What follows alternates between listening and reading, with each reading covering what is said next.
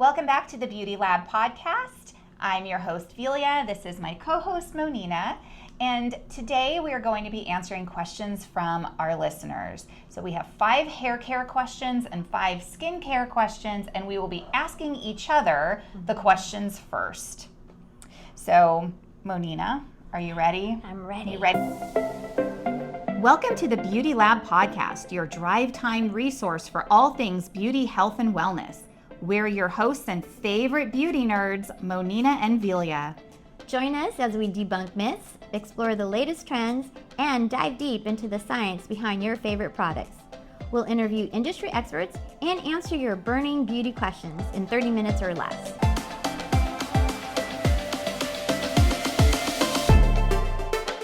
You ready for your first hair question? I'm ready for my hair question. Okay, so the first hair question is, how do I curl my hair with a flat iron? Okay, I know how to do it. How to explain it is another thing. Okay, so I kind of equate it to like curling ribbon. Oh, that's exactly what I would have said. Okay, so of course when you curl ribbon you're using the edge of your scissors, but instead you're using the curling iron. So I start at the roots and then I twist it until I see the tail end of my hair again, and then I pull it down. Is that right? Confidence, she says. Yes. Okay. Except I'm trying to picture what you're saying in your mind. Right. And okay, so yes, like a ribbon, except people may never have curled ribbon a ribbon. before. And it is kind of different. Good point. Okay. So first of all, I would like to point out that you have to make sure that your flat iron can even curl, because there's some flat irons that are not meant for that. And the way you know, for the most part, is if the edges of the flat iron are beveled. So sometimes they're just straight, and then there's like the plastic on the sides. So if the plate doesn't kind of bevel and go all the way kind of around, so it curves. Exactly. When you say beveled, it curves. Right. Okay. Then you shouldn't even attempt this. Huh. But what I would, hopefully this is maybe a little bit clearer of a visual, because if you're just listening, you can't see, and we try not to make it to where you have to watch.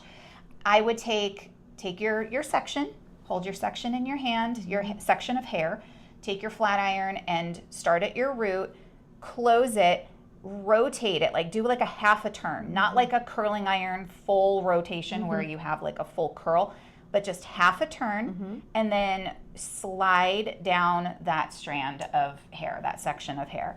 When you release it, it should just go right into the curl. Into the curl. Okay. Wow. Okay, so look at your flat iron, make sure it has a beveled edges. Okay, that makes sense, because I've had different types of flat irons in the past, and I noticed some curl better than others. Yeah. Makes sense. All right. Okay. All right. All right, my turn. Next. Okay, my question is, can I make my pores smaller? No, you cannot. You cannot make your pores smaller, and you mentioned that in 2 or so episodes of the podcast. Okay. The lazy girl skincare routine and the exfoliation. I think those are the 2. Yes, right? I do mention pores in both of those. So your pores are shaped like a cone. She remembers. And when dirt and oil and debris go in, they make them look larger because your skin is elastic. Very good. So your pores actually never change size, but they can expand. Yes. So the best case scenario for you to look like you have the smallest pores possible is to make sure that that pore, that cone, is clean. So then it can just retract. Very good. Good star. Wow, I've learned from the best. Impressed. Okay, just wanted to add, you're 100% correct. What I wanted to point out is, yes, you were born with the pore sizes that you have. They will never get bigger or smaller, but which, like you mentioned, the more congested the pores get, the bigger the pores are going to look, because every pore is connected to an oil gland. And the larger the pore, the larger the oil gland. So people with oily to combination skin tend to have oilier pores, oilier skin because they have larger pores. So yes, you can make those larger pores look smaller, mainly because you're helping to make it bounce back to what they originally were once you've cleaned the pores out. So yes, very good. All right. Okay. All right. Next hair question. How do I cut my own bangs? Also, for those of you who don't know, Monina is not a cosmetologist. I am not. So she doesn't color, she doesn't cut. No, I'm an esthetician. But she does style hair. I can style hair, but when it comes to cut and color, have no idea. So this is a funny question because I constantly get myself in trouble with her because I attempt to cut my own bangs. Now, the only way I've ever learned was to grab the section of hair that I want to be my bangs, and then I twist it, then I cut straight across. And I always get in trouble because it never turns out like the way I expect it to. So when I come in, she fixes it for me. Okay, so this is actually very enlightening because first of all, I'm not a hairstylist that discourages my clients who already have bangs to go ahead and just give themselves like a little teeny bang trim, because sometimes you live kind of far, it's too hard to get into the salon just for a bang trim. Yeah, because they grow quick. Yes, your they bangs do. grow quick. You notice the growth way faster because they're right in front of your face. Right. Secondly, the take it in the center and twist it and cut it straight thing could work, but not for you, because that is not how we cut your bangs. That is not the shape. I always make it a problem because when I want her to shape it, I've already started it off wrong. So yeah. So if you are somebody who is listening and you don't already have bangs, don't make your own. Don't attempt your own first time bangs, brand new bangs. Just don't do it. It's so much less obvious how it's done. I don't even know if that made any sense, but there's not a very clear formula. It all has to do with your head shape, your cowlicks, like everything. There's so much that goes into it. When I was teaching cosmetology, bangs were like the scariest thing for students to learn. They would always call me over, can you just cut their bangs? So don't create brand new bangs for yourself. Now, if you have bangs already, you want to try to follow the line that's already been cut. So the easiest way to do that is to use very light tension, meaning when you're holding the bangs down to cut them, don't pull them down. Oh. Yeah. Mistake number 1. Yeah. Have an idea of how much you actually need to cut, first of all. Okay. So if that's like, an 1/8 of an inch or something, or you don't even have to know in inches, just like visually, like I want it below my eyebrow or whatever. And right now it's like just a little bit too far below my eyebrow.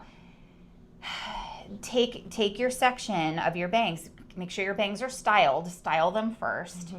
So and then you take your section and you hold it with very light tension and just slowly give it time, cut a little bit straight across. You could even try cutting them we call it point cutting, where you're kind of cutting up. I know you can't see what I'm doing, but holding the scissors horizontally. Vertically. I mean vertically. Yeah, holding the scissors exactly. Yeah. But if you take an 1/8 of an inch off of one place and you're in another place now, and it looks like you're supposed to take a whole inch off of that place, you're doing something wrong. So you want to take the same amount off of every part of the bangs. Straight across. Exactly. Okay. Got it. So hopefully that makes sense. That's how I would say to cut your bangs if you're gonna do it at home. Okay, I'm gonna recap. So style it first. Yes. Hold with very loose tension. Yes. And then cut the same all the way across. Correct. Okay. Yeah, that was That was a very nice recap. Yes. I know that. I do it all wrong. I pull too tight, and then I go aggressively in there. Right? You and everyone else. Yeah. Because by that time, you're so mad at your bangs for getting so long that you have this like love-hate relationship with it. So yeah. Well, and also if you're like, I'm gonna cut them a little bit shorter so they last longer. No. Don't do that. Don't do that. Yes. You will. That's regretted that. Yeah, that's when people record themselves crying, then post it on Instagram. Yeah. Okay, your turn. All right. Or my turn. That was good. All right, question 2. I have dark skin, and I usually don't burn. Do I still need to wear sunscreen? Yes. Of course you need to wear sunscreen because we're asking Monina. No, you need to wear sunscreen because it will prevent you from aging as well. Like it won't break down the UVA rays in the sun will break down your collagen and create wrinkles. And then of course there's also like the skin cancer thing. Exactly.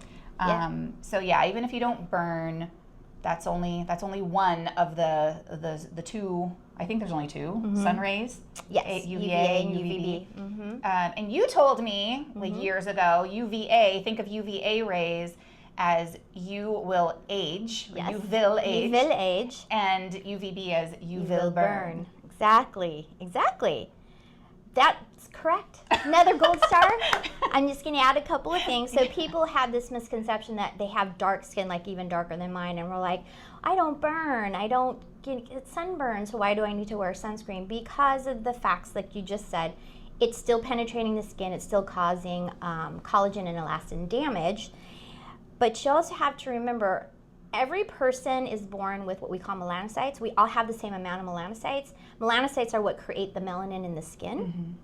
So depending on your DNA, it will dictate how much melanin is released. So remember, melanin is a self-defense mechanism.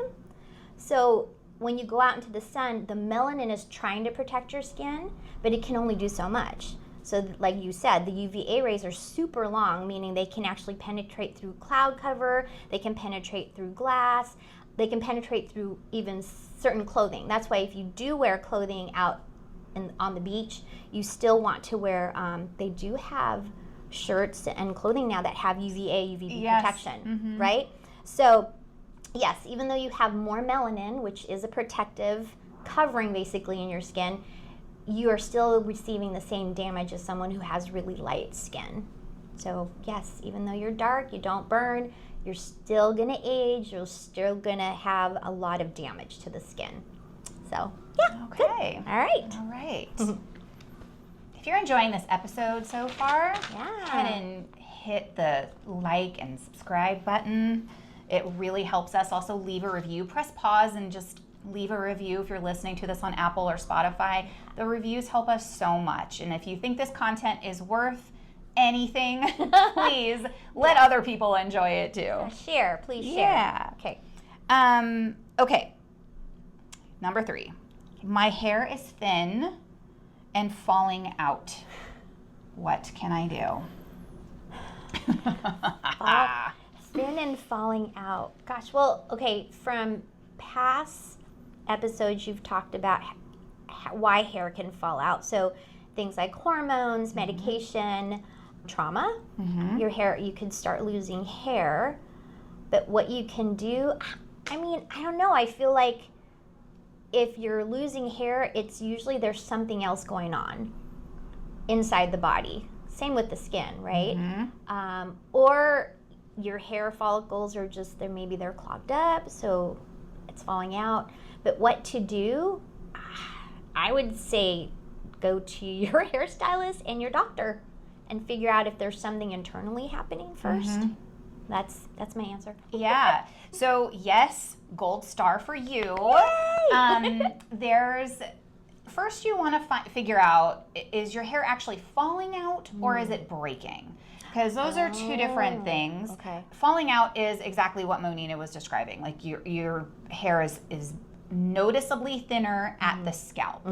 Okay, so you can see through your hair like you haven't been able to do before, or if you do the ponytail check and you put all your hair in a ponytail and it's way smaller of a ponytail than you're used to, then it's definitely thinning and actually falling out. And anytime that is happening, it is always internal. Something is happening internal. And like Monina said, hormones, medications, diet, trauma, meaning like you had surgery or you had a baby or some big shock to your body.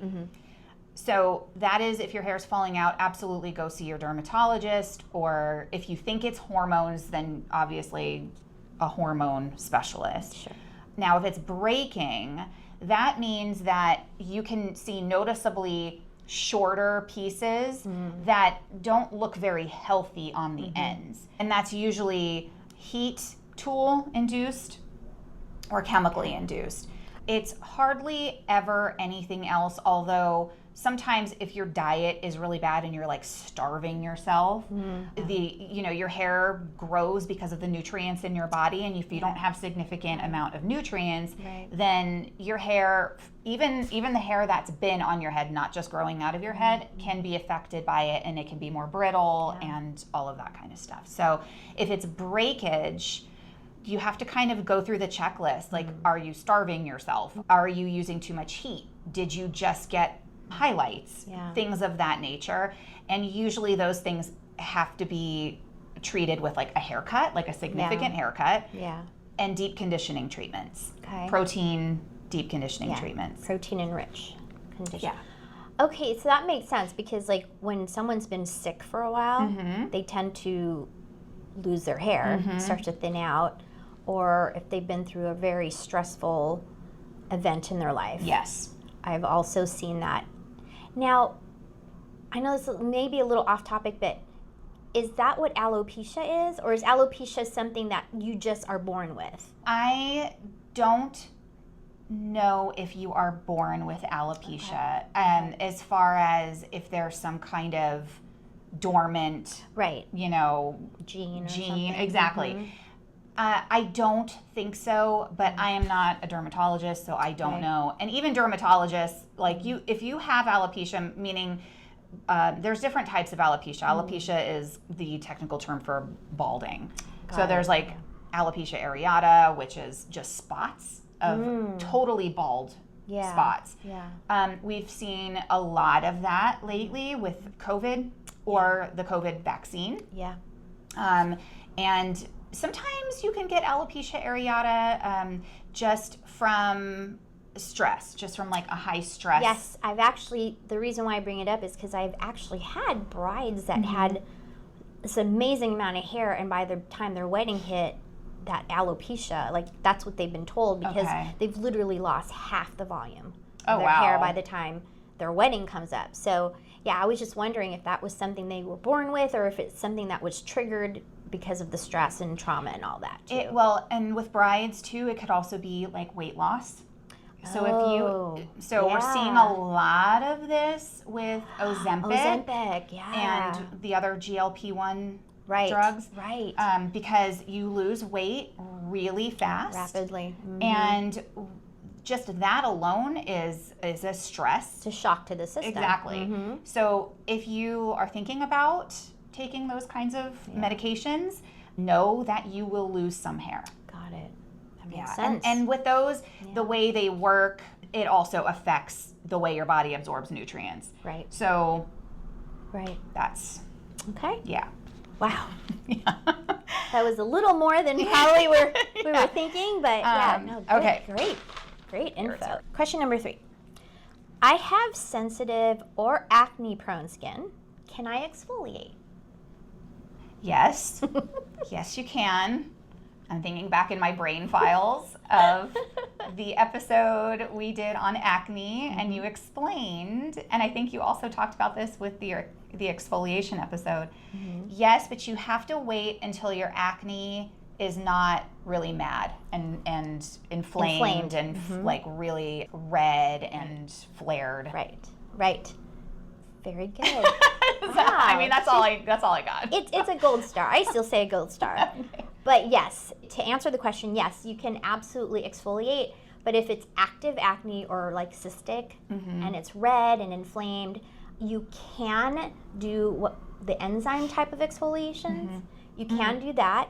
If you're sensitive or it's an angry pimple, you want to stay away from the mechanical exfoliants. So anything abrasive, like the scrubs, the things that have the little beads, you want to stay away from that. So you could apply an enzyme, or you want to stick with what we call the BHAs, which is the beta hydroxy acids, because those are oil soluble. So the salicylic is a really good choice for your exfoliant. So yes, you can, but stay away from the mechanical, go more towards the enzymes or a salicylic. Okay. Yeah. So very good. So no apricot scrub. No. Again, nothing mechanical. Yeah, because you're just going to inflame and make the skin even more angry, for sure. Okay. Yeah. All right. All That was easy. Yeah, I know. Mine are so complicated. Okay, number 4. How do I get rid of dandruff? Okay, so in the past, what I know you've told me and my daughter is there's a difference between dry scalp and dandruff. Yes. So if it's truly dandruff, is the question, how do we get rid of it? Stop using the wrong type of product. Gosh, I don't remember. I don't remember how to get rid of dandruff. No. So dandruff is a fungus, right? That's right. It's a fungus. Okay. So you want to use an antifungal shampoo, something that your dermatologist recommends, or maybe even your stylist if they're well versed in skin conditions. Okay. And most stylists aren't. I mean, we know, we've learned about it, but this is sort of a specialty area. So if your stylist doesn't know much, don't press them for more information because you're not going to get them to know more. Okay. You want to make sure, yes, that it's not just dry scalp, and they do look very similar. But yeah, if you have dry scalp, you want to use like a scalp scrub or and a moisturizing shampoo. Don't go to bed with your hair wet because that increases the fungal. The fungal, yeah. It'll start to grow. Exactly. Because of the wet, warm environment. Either way, if it's dry scalp or dandruff. Okay. And then one really big thing with dandruff is you never want to add oils to your scalp if you do have dandruff. Because you're feeding the fungus. Yep, you're feeding the fungus. That was episode 2, actually. That's right.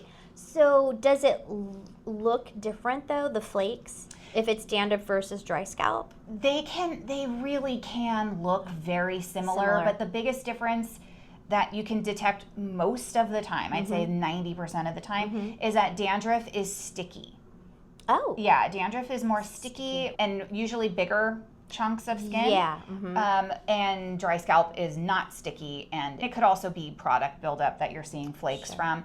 So if they're really small, not sticky, they remove easily and there's no redness on your scalp, then you probably have dry scalp. But if you have sticky, red, inflamed chunks of skin, that's dandruff. Okay. Yeah. Wow. Good to know. And then there has been some research. Watch episode 2. If this is a big issue for you, I go way deep into it. She does. It's a great episode. You really do understand a little bit more about what that fungus is. Yeah. And I also have a downloadable document that talks all about this too that I will link in this episode. Okay, again, another question I just thought of. Then is it wrong to use those over-the-counter dandruff shampoos then? If you have dry scalp? Yes. Yes. If you have dry scalp, great question. And you're using dandruff shampoo, you're going to make your dry scalp worse because dandruff shampoo is formulated to actually remove excess oil. Oh. So the dandruff is sticky because of excess oil. And if you don't have dandruff, you have dry scalp, and you're using something that's removing excess oil on your already dry scalp, you're going to have even drier scalp. Yeah, so it's downward and spiral. Dry hair, because it's going to not just take the oil. It's stripping. Okay, so the dandruff shampoo is specifically for if you do have the dandruff, because it's removing that oil buildup. Got it. Yes. Okay. And bonus tip, if you do have dandruff and you are using a dandruff shampoo, so all that's kosher, and you're feeling like your hair is suffering for it because it's stripping it. Right. When you're in the shower and your hair is wet, put conditioner on the rest of your hair and then wash your scalp with your dandruff shampoo. So the conditioner will act like a barrier for the shampoo. Yeah. And just you're really focusing on the scalp. Yeah, because you don't need the dandruff shampoo throughout the hair. It's No. just it's a treatment for your scalp. Got it. Exactly. Wow. All right. I feel like these are going to get harder though. All right, question 4. This is more of a makeup question. Okay. My face is darker than my neck area. How do I match my foundation? This is a big one I get all the time from most of my clients. Your face is darker than your neck. Yes, which is normal because this is more exposed Yeah. to the sun than our neck area. Well, I guess my advice would be to try to match your foundation to your neck, or is that the question? Well, the question is, my face is darker than my neck. How do I match my foundation? Okay, so you test the foundation on your neck? Okay. I don't know. That's all I got. It's not really a trick question. It's more of a preference. Okay. Oh. So when I see clients that, let's say, have darker skin, so people with really dark skin, sometimes you'll notice the perimeter of their face is darker and the center of their face is lighter. Okay. And then their neck is lighter. So in that case, what I do is I will color match the area that they want me to color match. So if they like the color of their neck, then yes, match the color of their neck. If they like the color of the darker perimeter or along the jawline, then I will color match along that. So it depends on what your preference is. Okay. Some people love to match the neck. Some people are like, no, I'll look too pale. Okay. So then they want to match the color on their face. The best thing you can do is, yes, match your face, but then a trick, because if you look at everyone's face, it is a little darker and it slowly starts to gradually look lighter, right? Especially as you go down into the neck area. So a trick that I offer clients is match your face, then whatever residue is left on the foundation, you then stipple or bring kind of along the jawline so that you don't have this like line of demarcation, right? Because your skin does gradually get lighter. So if you take the residue of whatever's left on your sponge or your brush and you lightly add it to the jawline and just kind of blend it in, then you have this seamless transition. So that is my biggest tip for you guys, is blend it in regardless if you're matching the neck or the face area. So again, it's preference. Yeah. It really is the preference. Okay. Yeah. All right. Well, that was like a lot less complicated than I thought.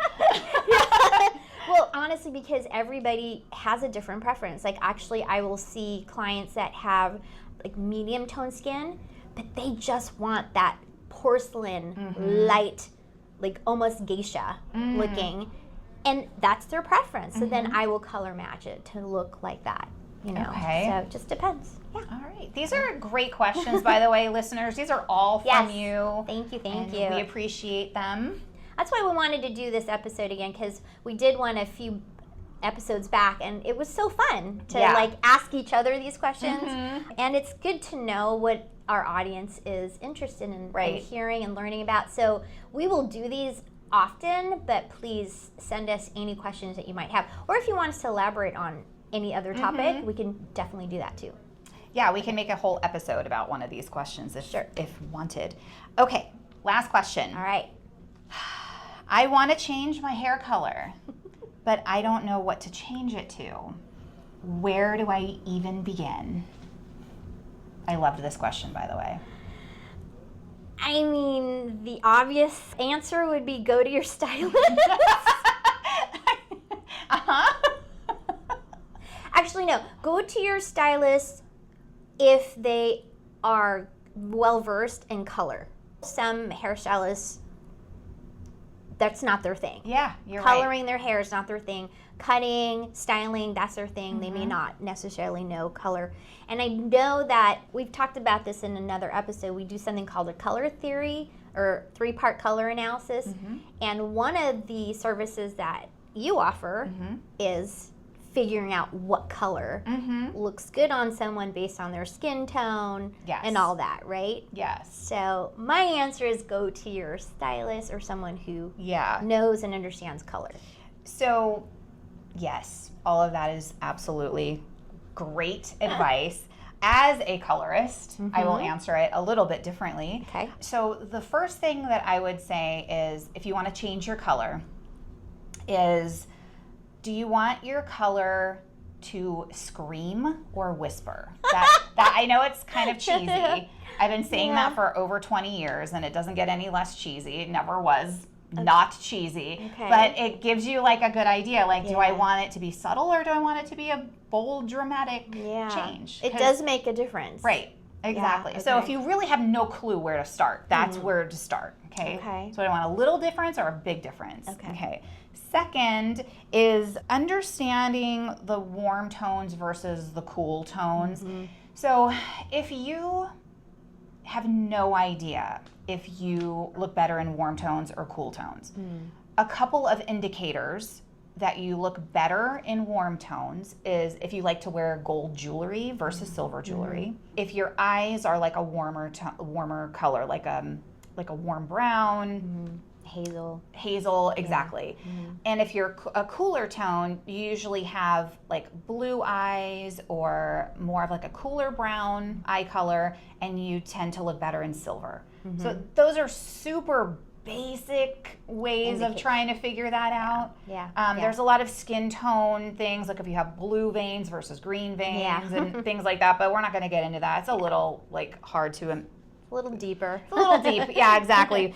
And then, so that'll help you figure out how big of a change you want, and also what kind of tones to be sort of looking for on Pinterest. So like, let's say Monina, who has like very dark brown hair, arguably black hair, and she wants to just get some subtle highlights. So we would start by looking at her skin tone and all that. She looks better in warmer tones. And so then we would go subtle warm highlights for black hair. That's what you would look up on Pinterest or something like that, right?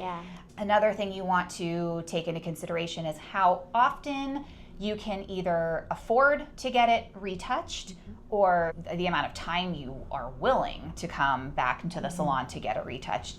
And once you know those few things, then you can really narrow down like what to do, because you can go from just a few kind of peekaboo-y sort of highlights for a very low maintenance situation to like an all over bleach, and then you went red or something else that's very high maintenance. Yeah, it's good to consider, because if you're doing like the screaming color. If you want your color to scream. So you got to look at budget and then also time commitment. Yep. Got it. Exactly. And then that's the conversation you can feel prepared when you go to your stylist and have that conversation with, because it is really overwhelming for the stylist and for the client, mostly the client, hopefully, to just walk into the salon with no idea what you want to do. Just, I want to do something different, because I don't know. Some people think that stylists love that, like, just do whatever you want. Right. And it's like, no, that's not a thing. Like, not for like a responsible stylist who actually is considering the client and their lifestyle would never just be like, let me do what I want. Because how do you know that this person wants to come back every 2 weeks to get this color touched up? Right. So, okay, that's all I got. That's my best advice for you. All right. Awesome. So if you're thinking of changing your color, now you know what to do. Okay, last question. If I have dark circles, or I mean under the eyes, dark circles, what type of concealer should I use? A corrective concealer. Do I have, can I phone a friend? Can you give me multiple choice options? I don't know. Corrective? Corrective is right. Brightening? Brightening, corrective is right. I guess the way I should ask the question is, if you have dark circles, how do you minimize the darkness under the eyes? I guess it should have been the question. I think that was implied. Okay. So it doesn't help me. It does. All right. So much for that. Tell me. All right. So again, first thing is you really want to look at the circles or the dark patches under the eyes, and if you really look like closely, it's not black. Mm-hmm. People are saying, I have black circles. It's really not black, because if you look closely, it's either blue or purple. Mm-hmm. So different types of concealers will have different undertones. Mm-hmm. And if you don't understand what that means, if you look at 3 or 4 different concealers, they all look different because they either have a yellow undertone, a peach undertone, can be even orange undertone. And the reason being is because if you understand color theory, colors on the wheel, if you look at a color wheel, anything on the wheel opposite of it will actually cancel out each other. So if you have red, like a red spot, opposite of red is green, so you would use a green concealer to negate the redness. So with that in mind, now we look at our dark circles. Are my dark circles purple or are they blue? Because that's what they're going to be. They're not going to be black if you really look. And sometimes you might have both. So let's just say they're purple. So the opposite of purple on the color wheel is yellow. So then you would reach for a concealer that has more of a yellow undertone. Not a peach or orange, but yellow. Okay? If your under eye circles are blue, the opposite is orange. So a lot of times it'll be more like a peach undertone, or it'll look peachy, the concealer. If you have really dark skin, then you'll reach for the concealers that actually look orange. Okay. And if you put the orange on the blue, it literally cancels it out. I use a peach concealer. You use a peach. Yeah. Okay. And that tells me her circles are more blue. Right? And if you have blue and purple, you might have to kind of combine 2 different types of concealers. But that's really the best way to combat the look of the dark circles by using your makeup. Obviously, a lot of times dark circles happen for 2 reasons. Number one is it's hereditary. So there's only so much you can do. So if you look at your parents, they both have dark circles. Most likely it's hereditary and there's only so much you can do. The other is lack of sleep or really poor circulation. So then you want to use eye creams that help with the circulation in the eye. So there's a couple of eye creams that I recommend because it has something called pinoxide. Pinoxide increases circulation, and then niacinamide helps with if the dark circles are caused from pigmentation issues. So I have a question for you. Sure. I have heard that lack of or deficiency in B12, vitamin B12 can cause dark circles. Like a lot of times if you're vegan, you don't get the B12 from red meat. Right. Is there any truth to that, or is that just a myth? I mean, I don't know for sure, but it does make sense because B vitamins are so important.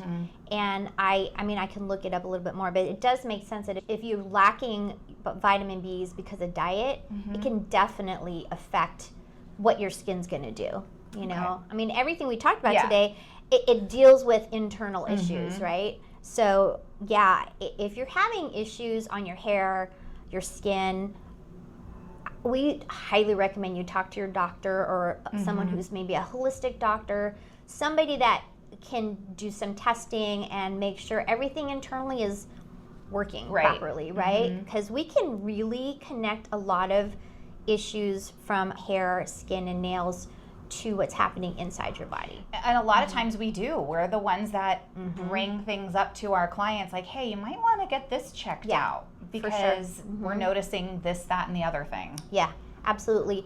Medications, if you're on certain medications, that can also affect the discoloration under the eyes. I know people who have been on a lot of NSAIDs, ibuprofen, Tylenol, things like that. That can also cause discoloration or darkness under the eyes. So yeah, 9 times out of 10, it's probably internal. So yeah. we highly recommend talking to your physicians and staying on top of your health. Yes. Okay. Wow, this was fun. Well, this time around, I feel like you and I kind of answered the questions a little bit better than our first round. I don't know. I feel like these were harder. I don't know. Maybe I'm wrong. I don't know. I think we got gold stars more on this episode than the last one. I'll take it. Well, again, you guys, thank you so much for joining us week in and week out. We really appreciate you following us, liking. Please share and subscribe. And again, if you have other topics you want us to cover, please reach out to us on social, leave a comment, whatever it might be. But we really are here for you guys, and we love to answer your questions. Also, if there's things you want us to review, we're really happy to review too. So please send those to us too. All right, thanks again for joining us. I'm Monina. I'm Velia. Until next time, Keep experimenting with your beauty routine.